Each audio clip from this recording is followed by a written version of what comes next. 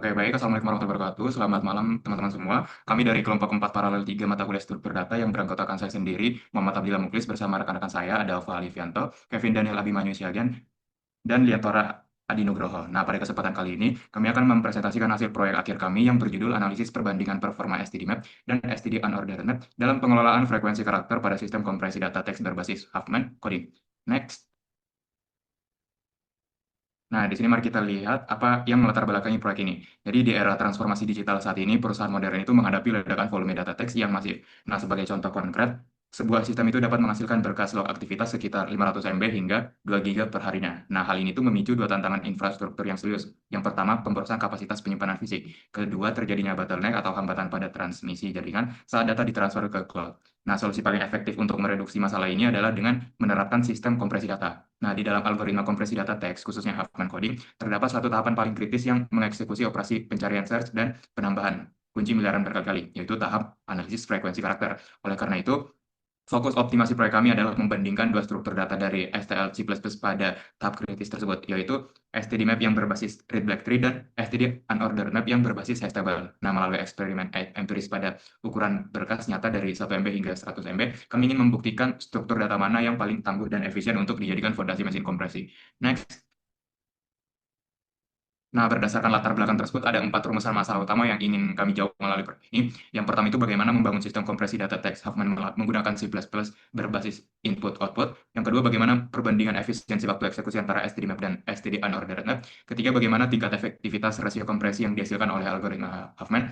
Dan yang keempat, bagaimana profil konsumsi memori aktual dari kedua struktur data tersebut saat memproses berkas berskala besar. Nah, selaras dengan rumusan masalah tersebut, tujuan dari penelitian proyek ini adalah 4 poin, yaitu mengimplementasikan sistem kompresi Huffman, kemudian menganalisis perbandingan performa waktu eksekusi kedua kontainer, kemudian mengukur efisiensi rasio kompresi, serta mengevaluasi konsumsi memori fisik aktual dari program yang berjalan. Next. Nah, memasuki bab landasan teori, sistem kompresi yang kami bangun bertumpu pada 3 pilar utama dalam struktur data. Yang pertama itu kompresi data atau Huffman coding, yaitu merupakan kompresi data lossless atau tanpa kehilangan informasi sedikit pun.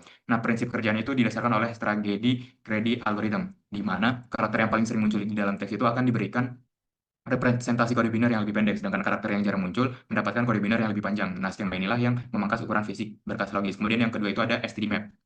Nah, ini tuh adalah kontainer asosiatif dari STL C++ yang menyimpan pasangan kunci dan nilai secara terurut di balik layar. STD map ini diimplementasikan menggunakan struktur data read black tree, yaitu pohon pencarian biner seimbang yang menjamin operasional tetap konsisten. Kemudian yang terakhir yaitu STD unordered map, atau berbeda dengan STD map, kontainer itu tidak mengurutkan kunci secara konvensional, melainkan menyimpannya di dalam ember-ember index atau bucket menggunakan fungsi enkripsi atau pencocokan khusus yang disebut hash table. Nah, next.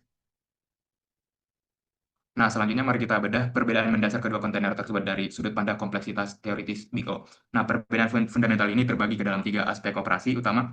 Pada operasi pencarian, search itu eh, penyis- STD map itu yang berbasis red vector itu memiliki kompleksitas waktu yang konstan di angka big O log n. Artinya laju pertumbuhan waktu eksekusi itu akan meningkat secara logaritmik seiring bertambahnya elemen n. Nah, sebaliknya STD unordered map itu menawarkan efisiensi yang jauh lebih radikal, yaitu kompleksitas rata-rata big O1 atau waktu konstan. Nah, kecepatan aksesnya itu tidak bergantung pada jumlah elemen, melainkan langsung menuju alamat memori hasil fungsi hash. Nah, meskipun pada kasus terburuk yang sangat langka bisa mengdegradasi ke big ON jika elemennya dalam kondisi terurut berdasarkan kunci, sedangkan SDD unordered map tidak menjamin urutan elemen sama sekali. Nah, dari efisiensi pengguna memori, kedua kontainer secara teoritis itu setara di angka big ON. Namun SDD unordered map itu memiliki kecenderungan ruangan overhead sedikit lebih besar di awal untuk mengalokasikan tabel kontainer hash. Oke, lanjut.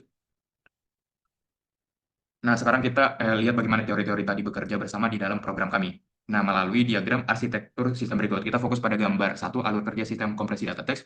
Jadi yang pertama itu kita dibagi menjadi 5 fase linear. Yang pertama itu fase input. Nah, program itu mendeteksi dan membaca berkas melalui berupa data log txt secara utuh. Kemudian fase analisis frekuensi, jadi karakter dalam teks itu dipindai untuk dihitung frekuensi kemunculannya. Nah, di sinilah letak eksperimen kami, di mana proses penghitungan dilakukan secara bergantian menggunakan STD map dan STD unordered map. Nah, kemudian fase konstruksi MinHab dan pohon Huffman. Jadi, hasil tabel frekuensi karakter tadi itu diekstrak menjadi simpul-simpul biner, lalu disusun ke dalam priority queue berbentuk MinHab untuk melahirkan struktur Huffman tree. Kemudian fase generator kode, pohon Huffman itu ditelusuri dari akar hingga daun untuk melahirkan pemetaan kode biner prefix yang unik bagi setiap karakter. Kemudian untuk fase hasil akhir, karakter hasil digantikan itu oleh kode biner hasil kompresi dan disimpan secara aman ke dalam berkas keluaran biner. Lanjut. Nah, untuk menggerakkan arsitektur sistem yang solid, pada slide sebelumnya itu kami merancang 3 algoritma utama ke dalam program C++ kami. Yang pertama itu algoritma analisis frekuensi. Nah, algoritma ini itu melakukan interaksi linear menyusuri string teks input dari indeks awal hingga akhir dengan kompleksitas big O. Kemudian untuk selanjutnya itu generator kode. Jadi dia itu mengurutkan karakter berdasarkan peringkat kemunculannya. Karakter yang paling sering muncul itu mendapatkan representasi misalkan satu atau dua. Nah, kemudian encoding dan decoding itu membaca ulang teks input karakter per karakter dan menggantikan setiap karakter dengan kode numerik yang telah digenerate. Kemudian ditulis ke file output. Oke, baik. Selanjutnya adalah lingkungan implementasi. Jadi untuk dataset yang kami gunakan itu berupa dataset log aktivitas, berupa teks dengan ukuran 1, 5, 10, 50, dan 100 MB. Dan untuk lingkungan pengujiannya, di sini kita menggunakan perangkat keras Advance Regen, prosesornya AMD Ryzen 7 untuk memori dan storage-nya RAM 16 GB dan SSD 512 GB dan sistem operasinya menggunakan Windows 11. Berikutnya adalah implementasi dari struktur data. Jadi di sini kami membandingkan dua struktur data. Di sini untuk yang struktur data map, kami menggunakan operator pencarian ini akun siku setiap kali ada penambahan karakter dan kemudian akan diurutkan dengan sistem menggunakan red black tree untuk menimbangkan diri.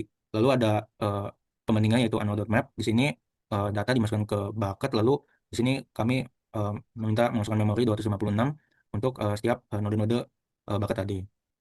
Selanjutnya adalah implementasi dari heap. Di sini juga ada struktur data heap. Heap ini membantu kami untuk mengelola node berdasarkan frekuensi kemunculannya. Heap ini juga membantu kami untuk mengambil dua karakter dengan cara kerjanya. Heap ini mengambil dua karakter dengan frekuensi terkecil secara cepat pada setiap iterasi sehingga pembentukan Huffman tree bisa dilakukan dengan lebih efisien. Lalu ada implementasi binary tree. Di sini representasi Huffman tree yang menyimpan hubungan antara karakter dan kode biner hasil kompresi. Struktur ini berperan penting dalam proses pembangkitan kode Huffman, encoding dan decoding untuk mengembalikan data ke bentuk semula. Berikut adalah contohnya. Lalu untuk mekanisme penyimpanan datanya, untuk yang read di sini kami menggunakan kelas ifstream input file dalam bentuk mode biner untuk memperoleh data yang akan diproses. Lalu data tersebut akan dianalisis frekuensi karakter dan dibentuk Huffman tree dan perhitungan ukuran hasil kompresi. Lalu hasilnya menggunakan library of file output yaitu upstream dalam bentuk CSV untuk analisis dan visualisasi performa sistem. Lalu ada juga modul benchmarking. Di sini kami menggunakan library Chrono untuk mengukur waktu eksekusi setiap operasi dan juga ada pengukuran untuk mencatat timestamp sebelum dan sesudah operasi menggunakan library Chrono High Resolution Clock. Berikut adalah spesifikasi data yang kami gunakan dari 1, 5, 10, 50 hingga 100 MB. Sesuai dengan ukuran estimasi karakter dan karakter uniknya. Semuanya sama dan tujuannya ada pun berbeda-beda. Selanjutnya adalah bagian eksperimen dan pengujian. Di sini kami pengujiannya ada 3, yaitu kami menganalisis frekuensi karakter. Jadi setiap karakter itu menggunakan setiap file itu menggunakan map dan unordered map dilakukan sebanyak 3 kali lalu dirata-ratakan. Lalu ada juga pengujian memori dilakukan dengan mencatat penggunaan memori sebelum proses dimulai dan setelah dimulai. Selanjutnya adalah encoding dan decoding. Jadi untuk pengujian yang ketiga ini kami mengukur waktu eksekusi encoding dan decoding. Pengukuran dilakukan secara terpisah untuk kedua proses. Selain waktu eksekusi juga diukur ukuran file sebelum dan sesudah kompresi untuk menghitung rasio kompresi. Baik. Nah, di sini kita akan langsung aja pada hasil analisis uji satu, yaitu pengujian waktu eksekusi analisis frekuensi karakter. Dari 5 jenis file size tadi, kita mengeksperimenkan. Uh, di sini yang menunjukkan bahwa standard unordered map secara konsisten lebih cepat dibandingkan standard map pada seluruh ukuran data yang diuji. Dan pada berkas 1 MB, standard unordered map menyelesaikan analisis frekuensinya dalam 51 milidetik, sedangkan standard map membutuhkan 84 milidetik. Dan ini selisihnya bila diukur yaitu sekitar 1,66 kali lebih cepat. Dan pola ini tetap konsisten ya, seiringnya bertambah ukuran data. Pada berkas terbesar yaitu 100 MB, standar unordered map tetap menyelesaikan proses lebih cepat yaitu pada 4000 sekian milidetik, sementara standar map membutuhkan 8000 sekian milidetik. Jadi dengan peningkatan performa sekitar 1,61 kali. Next. Selanjutnya untuk menjawab pemesanan masalah ketiga, kami mengenai penggunaan memori, kami melakukan pengukuran pada 5 titik eksekusi program. Dan tabel 6.3 menyajikan secara detail delta memorinya, yaitu selisih memori yang dihasilkan secara murni oleh masing-masing struktur data setelah proses pembacaan berkas. Dan di sini hasilnya cukup menarik. Delta memori untuk standard map dan standard unordered map adalah identik pada seluruh ukuran berkas. Jadi keduanya menunjukkan selisih 0 kilobyte pada berkas 5 megabyte ke atas. Dan ini mungkin dipicu karena keterbatasan jumlah karakter unik yang hanya 60 karakter. Sehingga kedua struktur data masing-masing hanya menyimpan 60 pasangan kunci nilai yang totalnya kurang dari 3 kilobyte. Next. Untuk validasi integritas fungsionalnya, kami mengukur metrik kompresi pada tingkat bit. Jadi pada tabel kita menunjukkan bahwa algoritma Huffman ini berhasil mereduksi ukuran data dengan rasio kompresinya itu stabil pada kisaran 67,4% dari ukuran awal. Untuk setara dengan penghematan ruang, penyimpanan sekitar 32,5%. Dan ini perlu dicatat bahwa konsistensi rasio ini di seluruh ukuran berkas mengonfirmasi bahwa distribusi frekuensi karakter pada dataset ini bersifat seragam dan repetitif. Selain itu, proses decoding berhasil mengembalikan data pada bentuk semula tanpa kehilangan informasi sehingga memenuhi karakteristik lossless compression. Next. Dan ini analisis dan trade-off kita hanya menyoroti 3 aspek penting. Pertama, mengenai pengaruh struktur terhadap performa. Standar Unit Map secara konsisten menghasilkan eksekusi yang lebih rendah karena memanfaatkan akses dan data-data O1 melalui mekanisme astable. Kedua, mengenai skalabilitas sistem. Kedua, struktur data menunjukkan pola peningkatan waktu yang linear terhadap ukuran data, namun hanya laju pertumbuhan waktu pada standar map yang lebih rendah, sehingga struktur data ini lebih mampu mempertahankan performa ketika ukuran berkasnya semakin besar. Ketiga, keputusan teknis akhir berdasarkan keseluruhan metrik yang telah diukur, standar map merupakan pilihan yang tepat untuk implementasi analisis frekuensi karakter dalam sistem kompresi Huffman. Next. Next lagi. Jadi di sini kita terdapat 2 kesimpulan, tapi saya akan menjelaskan pada slide yang ini. Jadi pertama, sistem kompresi data teks berbasis human coding berhasil diimplementasikan secara lengkap menggunakan C++, mencakup analisis frekuensinya, pembentukan Huffman tree, encoding, decoding, dan penyimpanan file. Kedua, standar unit map terbukti memiliki performa waktu eksekusi lebih baik, yaitu sekitar 1,6 lebih cepat dibandingkan standar map secara konsisten di seluruh skala uji. Pada berkas 100 MB, standar unordered map mampu bekerja 2,25 kali lebih cepat.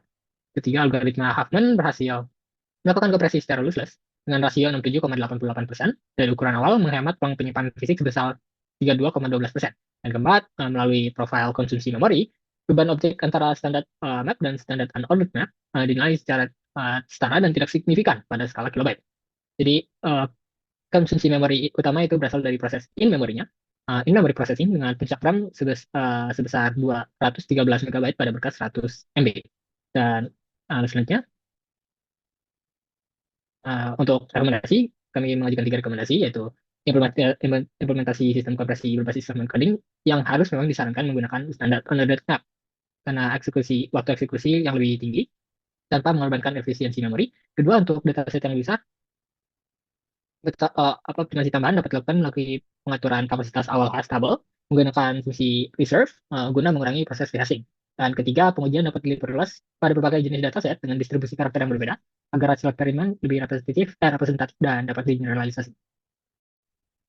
Oke, di sini saya akan menjelaskan kode proyek kami. Jadi pada proyek kami itu di sini ada run eksperimen. Jadi run eksperimen ini adalah fungsi utama yang menjalankan satu siklus pengujian Huffman. Oke, pertama di sini fungsi ini akan membaca filenya. Nah, sebelum filenya dibaca, di sini eh, simpan dulu eh, memori baseline sebelum baca file. Lalu di sini eh, dibaca filenya, ditaruh di string text, lalu baca lagi memorinya. Nah, tadi saya sudah jalankan. Jadi di sini sebelum baca teks di sini terhitung 5040. Lalu dijalankan setelah dibaca di sini bertambah 2220 kilobyte. Oke, selanjutnya